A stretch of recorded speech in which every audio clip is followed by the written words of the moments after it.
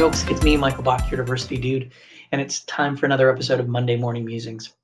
So since the passing of Bill C-16 here in Canada, we have been getting a lot of questions on the topic of gender inclusivity, specifically around how to create inclusive workplaces for people who are trans-identified, gender non-conforming, gender non-binary, etc.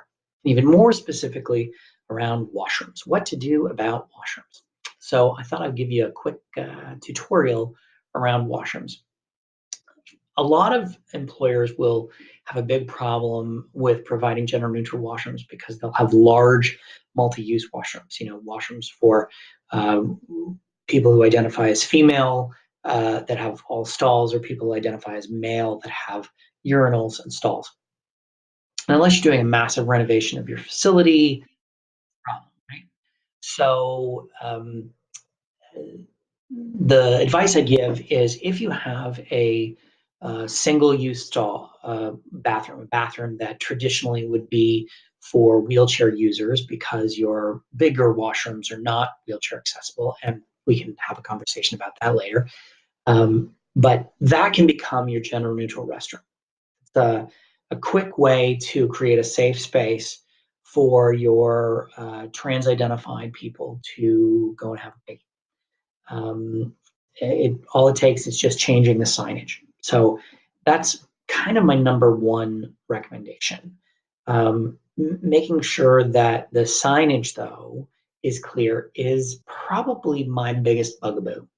And I want to show you some examples of signs that I think are not good and signs that I think are awesome. And so when you're looking at signage, there's a few options, and I'm going to show you one here. So this one is the one that we've been seeing, and it's not a bad approach. The problem I'm having with it, though, is it still looks at gender from a very binary perspective. You've got a male character, you've got a female character, and you've got a person who is half and half.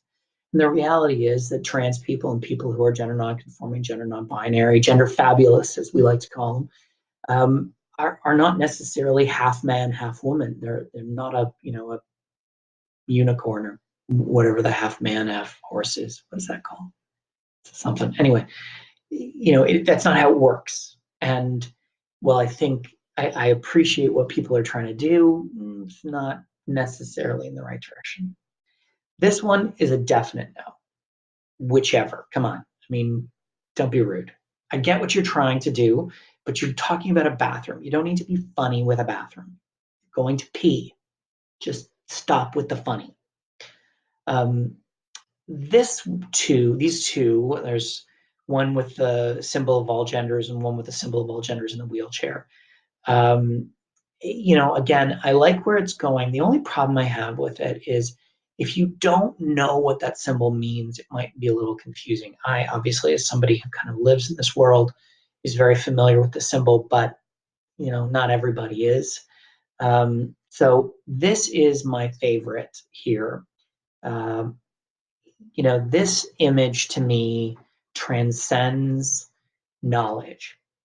Even if a person doesn't speak English or has a weak grasp of English or French or in any language, this sign works. Because unless you're talking about operations in rural Africa where people have never seen a porcelain toilet, everybody knows what this is. This symbol is universal.